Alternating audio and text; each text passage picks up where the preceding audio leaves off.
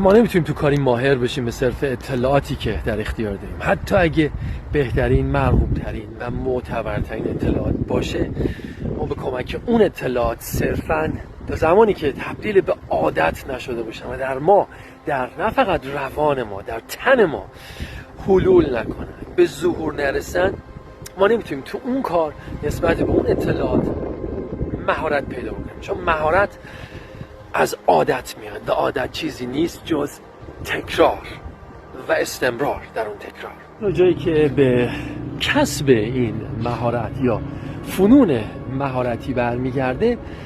ما با فقط روانشناسی سر و کار نداریم، چون اساساً بیشتر پایه‌های این کسب عادت و ایجاد مهارت در زیست شناسی ماست. اما از اونجا که این روان ما با تن ما یه جوری در هم تنیدن، این فرایند روانتنیه. یعنی it's a psychosomatic process which is as much psychology as it is indeed biology. کارخونه سازنده ما رو جوری طراحی کرده که اگه ما بخوایم اون اطلاعات جدید رو در تن و روانمون حفظ بکنیم به شکلی که تبدیل به مهارت بشه، ما چاره ای نداریم جز این که مسیرها و مدارهای عصبی جدیدی براش ایجاد بکنیم. یعنی یه جوری سیمکشی عصبیمون رو تجدید بکنیم و این همون چیزی که ما بهش میگیم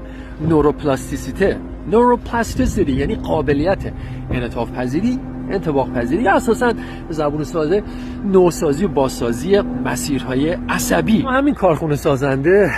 لازم دونسته که ما برای اینکه بتونیم همین کار رو انجام بدیم، یعنی همین نوروپلاستیسیتی رو بخوایم در وجود خودمون فعال بکنیم، نمیتونیم این کار رو بدون تقلا و تلاش انجام بدیم و این تلاش و تقلا خب نیازمند فعالسازیه، نیازمند چیزی که ما معمولاً به زبون خودمون بهش میگیم اراده. اما این اراده، این چیزی که از بچگی تو گوش ما خوندن که یک صفت برجسته و بارز انسانیه، اساساً چیه؟ یه چیزی بالای تاقچه یا واقعاً وسط سفره زندگی و زیست شناسی ماست. و اخیراً کاشف عمل اومد که دقیقاً همینطوره. یه مابعضای فیزیولوژیک هم داره، یه بخشی اساساً از مغز ماست که اتاق فرمان سلسله اعصاب و روان ما باشه، به نام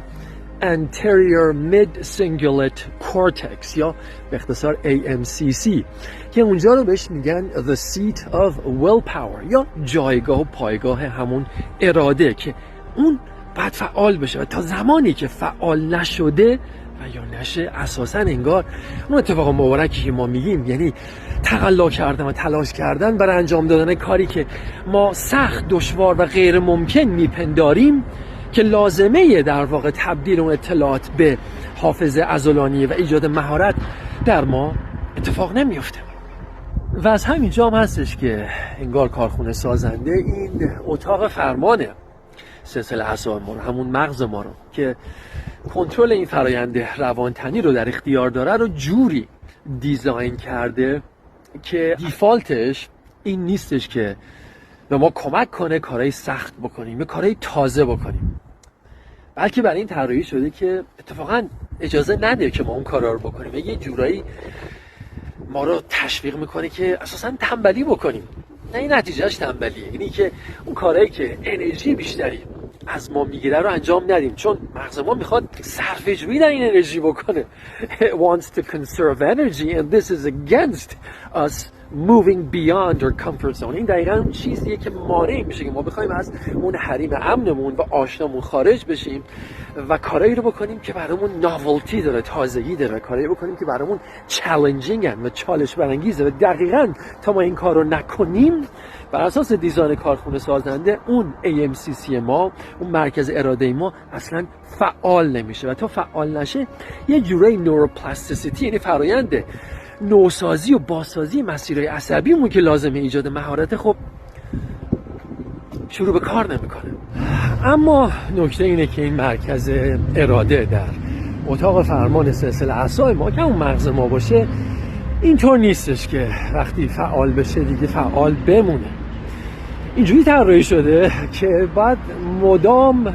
فعالسازی بشه و فعالسازی نمیشه مگر اینکه ما مدام بریم سراغ کارهایی که سختن، یه سخت جدید، یه تازه یا جدید. و اگه این کار نکنیم، بعد از یه مدتی همون کاری که یه روزی برامون سخت و غیر ممکن بوده و یا جدید و تازه بوده،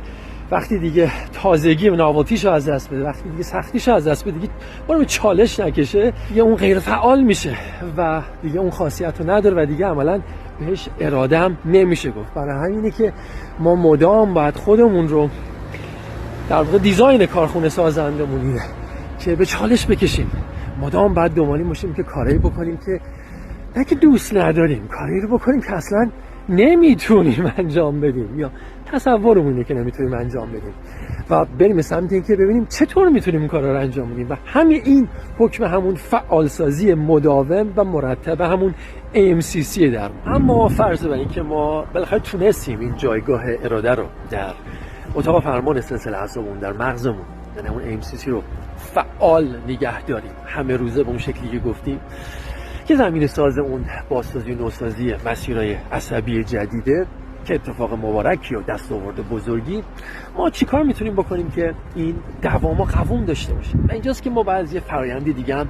یاد بکنیم، فرآیندی که مخرجش مشترک با همینا، اینا همه با هم دیگه ارتباط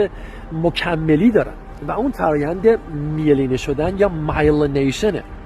یعنی این مسیرها و مدارهای عصبی جدید که فایر وایر میشن، اینجوری آتیش میکنن، روشن میشن و وصل میشن، یعنی همین نورونای عصبی، سلول عصبی وقتی میخوان تو سیناپسشون محل اتصالشون نکسس و ارتباط برقرار بکنن،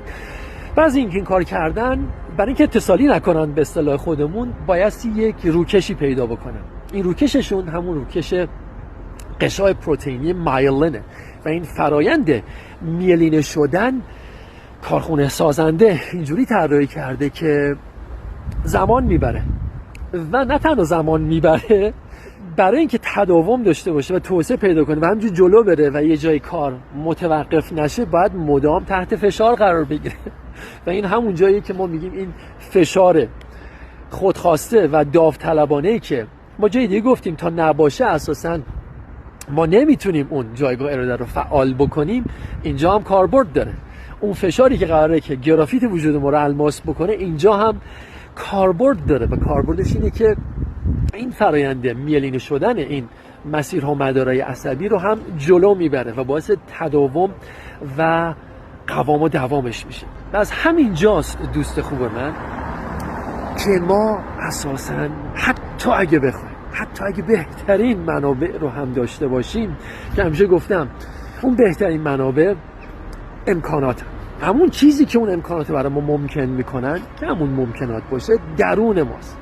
و درون ما هم زیست شناسی و روانشناسی ماست دیگه. برای اینکه ما بتونیم اون امکانات رو هر چی که هستن رو ممکن بکنیم برای خودمون، که ممکن شدن کسب عادته و عادتی که بعداً به مهارت تبدیل میشه و خب گفتار هم در هر زبانی از جمله انگلیسی یکی از این مهارت‌های حرکتیه، ما اساساً نمیتونیم در spoken English یا speaking in English مهارت پیدا کنیم، مهارت واقعی پیدا کنیم، مگر اینکه به خودمون مجال بدیم، فرصت بدیم، اجازه بدیم که این فرآیندهایی که نام بردم در ما به تمامی به ظهور برسن و همینجوری توسعه پیدا بکنن و دوام و قوام داشته باشن. برای همینه که اون کسایی که میان میگن 2 ماه 3 ماه 6 ماه 1 ساله میشه ماهر شد، نه اینکه دارن دروغ میگن، بعضیشون هم ممکنه بگن، ولی اصلا اغلبشون نمیدونن دارن چی میگن و تقصیری هم ندارن. اما من و شما که میتونیم بدونیم که فرق بین مهارت و اینکه یه کاری رو من همینجوری انجام بدم، فرق بین اینکه بتونم این چند تا جمله رو بگم و کارمو راه بندازم تا اینکه بتونم آنچنان مهارت پیدا کنم در یک فنی، یک مهارت حرکتی از جمله ارتباطی مثل گفتار، که حتی وقتی حواسم هم نیست اون حواسش باشه، وقتی حتی هوشیارم نیستن اون سیستم در ناخودآگاه من باز کار خودشو بتونه انجام. و این اون چیزی که ما بهش میگیم مهارت و اون چیزی که من و ما باید دنبالش باشیم. اگه در این مورد سوالی دارید، اگه ابهامی دارید، اگه اشکالی دارید و انتقادی دارید، لطفاً همین پایین حتما بگید.